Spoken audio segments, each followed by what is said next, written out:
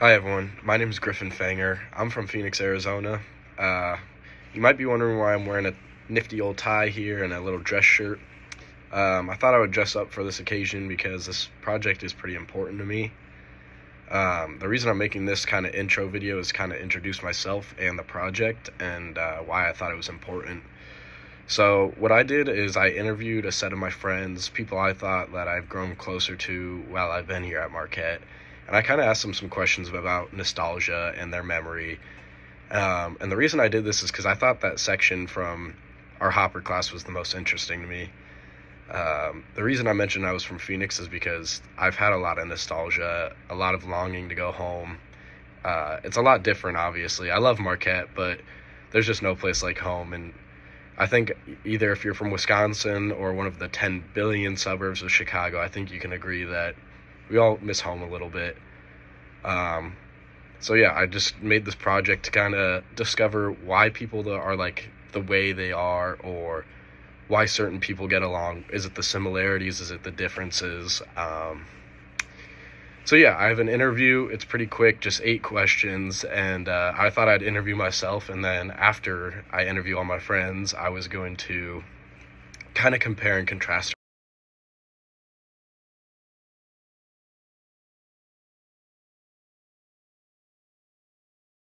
Oldest childhood memory I have is from preschool, and it was when we graduated.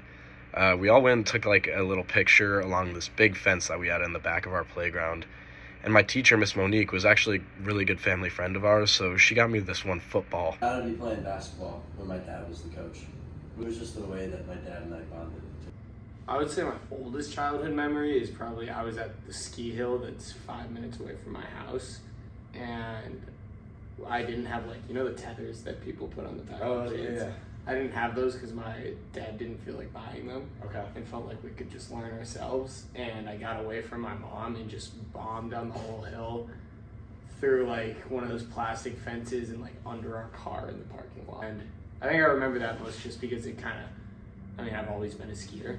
Um, I would say that when I was really little, my dad would drop me and my brother off at school, and every morning, I remember he would always play the song "Clocks" by Coldplay. It's been a staple in my playlist ever since. Kindergarten nap time, just you fake to fall asleep to be cool, or you Absolutely. were having secret conversations with people across the classroom. Trying to speak Morse code or writing on your whiteboard. Absolutely. Yeah. Fifth grade, Okay. I lied about having bad eyesight so I could change seats to move closer to my friends. In kindergarten, when my dad bought this new comfy, it was almost like a hand chair for my kindergarten class, Oh, okay. and so everybody liked to sit in that chair, and I think it was so important to me in my oldest memory because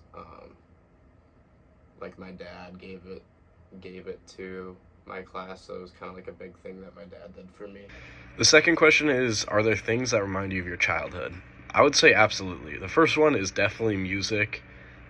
Believe it or not, when I was little, my favorite band was Linkin Park. I know, I was an angsty 3-year-old. And the other thing is the holidays. I used to track Santa all the time, and I would freak out. I was like, oh my gosh, he's in Texas. Let's get out of here. Let's go back home so I can go to sleep and Santa can deliver my presents. So music and the holidays really remind me of my childhood. Yeah, I think music definitely reminds me of my childhood. Certain songs will come on that are just old that my mom played a lot, or I would listen to on the car on the way to school with my dad. I guess I don't know. I'm a very music-oriented person, so specific songs that my dad played to me would correlate to specific childhood memories with my dad. Same thing with my mom. So my dad would play either Coldplay, that type of music, or rock music, or grunge, just like Linkin Park or whatever. And my mom would play Bollywood music, like Hindi music. And so just I remember me and my brother would climb into bed with our parents every Sunday morning, and we would just listen to Hindi music and hang out. This was when we were super young. I don't know any Hindi at all. I was just listening to a bunch of random words, but it's just a fun experience to look back on. Food definitely reminds me of my childhood, like candy, or if I see chicken nuggets, I remember some like the dinosaur chicken nuggets that I used to eat Yeah, when I I was was a gonna little say. kid. I was Yeah. gonna say, were you a big dino chicken? I was a guy? big dino chicken nugget Yeah. guy. We went outside making snowman. I had a snowball fight. That reminded me of my childhood because I remember always going out after the first snow with my sister and making snowmen and. Oh yeah, like especially the holiday time. My parents, we'd always spy on Santa. Oh. So we would build a fort, and I hope no one who still believes in Santa watches this. We would build a fort like in our living room, Okay. and then one of my uncles would always come back to the house. Like they would leave And then because we come would back. host. They would come back in a Santa costume, Right. and then I'd be underneath like the couch or wherever, like watching, like Yeah. under the blanket. I could see like the boots. Freshman year of high school. The next question I have is, when did my childhood end?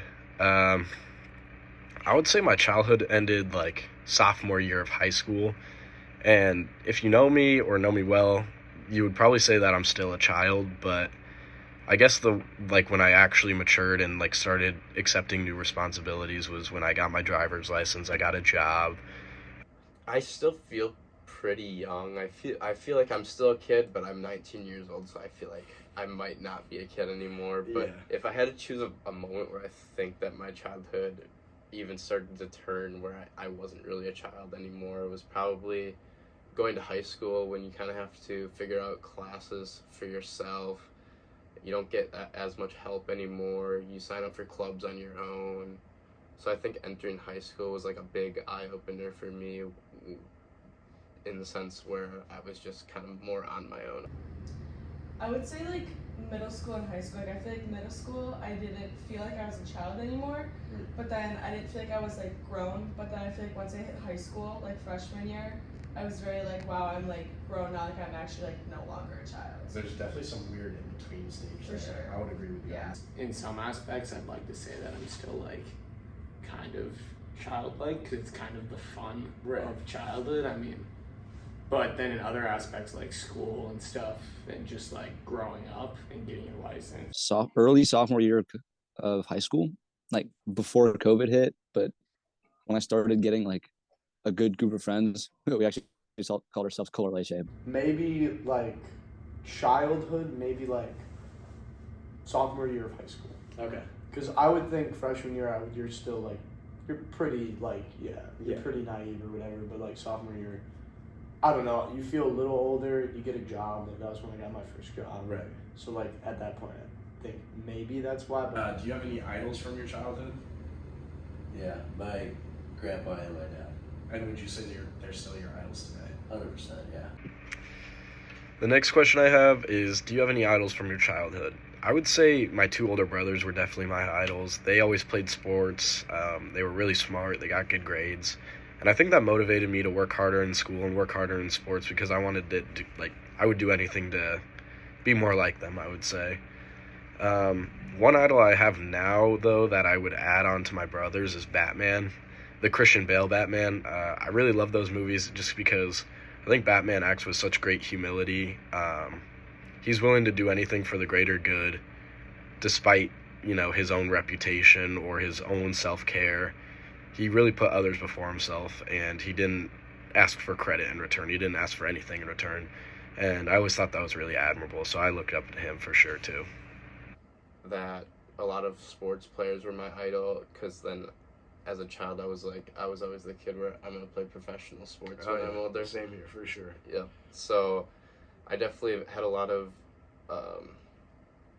idols. I think my number one idol was, not many people are going to know this, but Arian Foster, the running back for the Texans. Oh, yeah.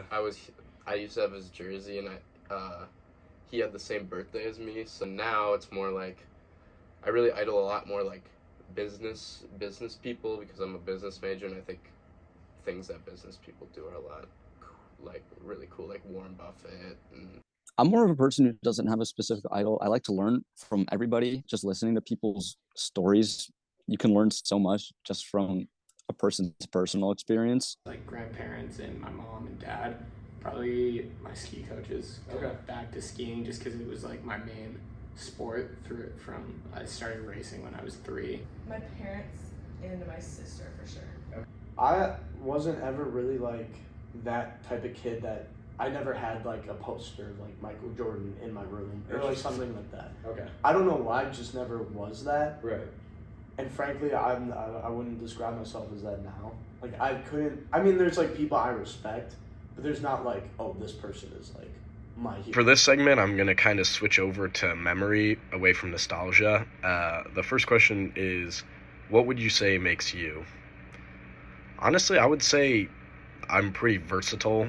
Like, there's a lot of different moods I have. There's the mood where I want to, like, go out and dance and sing, or there's also the mood where I just want to, like, sit in my room alone and watch a movie. Just like all the things my dad's taught me growing up and stuff like that. Like, I still use some of the things that he's taught me up until this point, so. I think what makes Mason roar myself is probably just being lighthearted and making sure everybody around me feels welcome and feels comfortable. Just trying to keep a light mood, crack some jokes, just never take anything too seriously, because it's life and everything about life is serious. So the moments that you can just relax and enjoy, you have to take advantage of those. I would say, as I previously mentioned, listening, learning. But yeah, this idea of who am I, I'm still kind of grinding that out. Definitely where I grew up and the people I grew up I with. feel like my friends and my family. Like every single person that I'm like friends with and every single one of my family members has had some sort of like impact on me that like makes me who I am today. The interactions I have with people on a daily basis, I want the person after that interaction to be a little bit happier.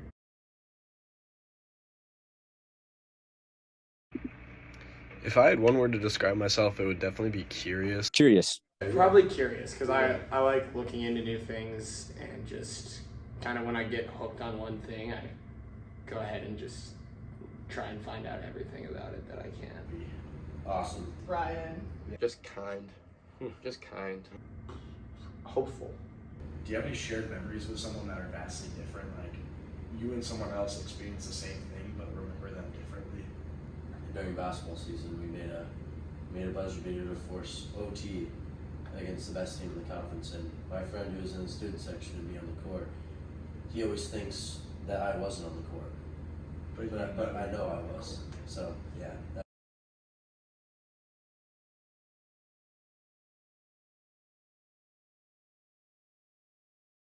My family likes to kind of like mess with each other and give each other a hard time. But when my older brother and I, well, he was 16 at the time, and then when I turned 16, we both got jobs.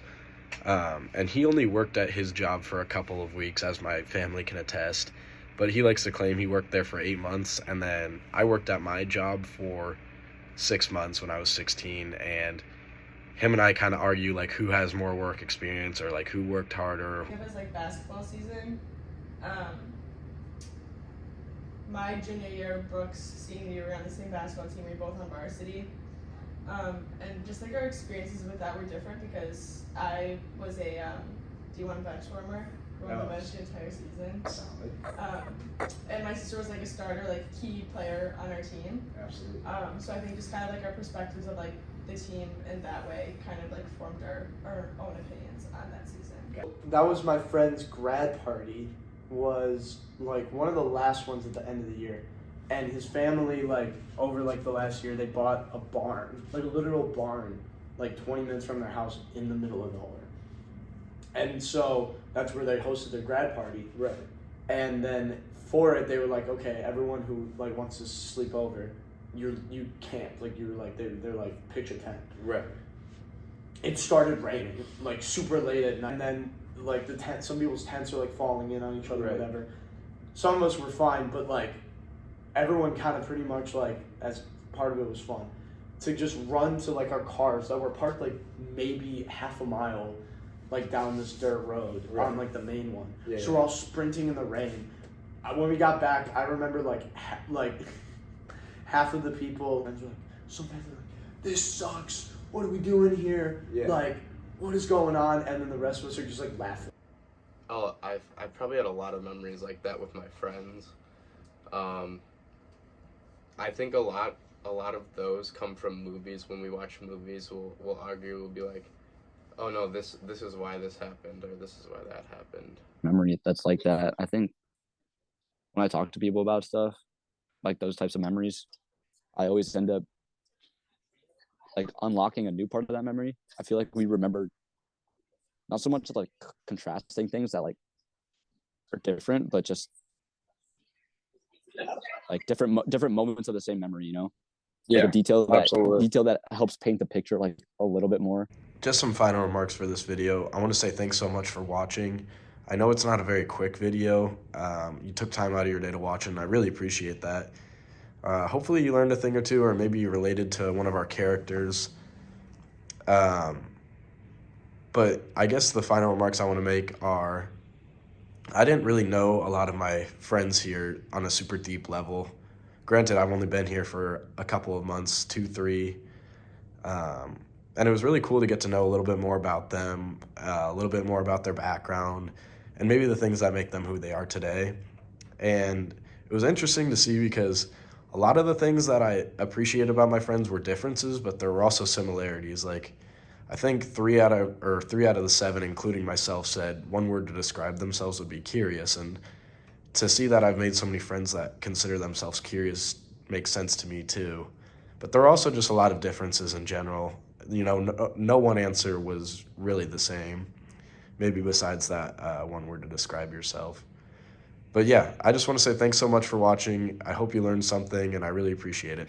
One last quick note also, I've done some research, especially recently, on this topic of how people relate to each other, whether it's similarities or differences that bring people together.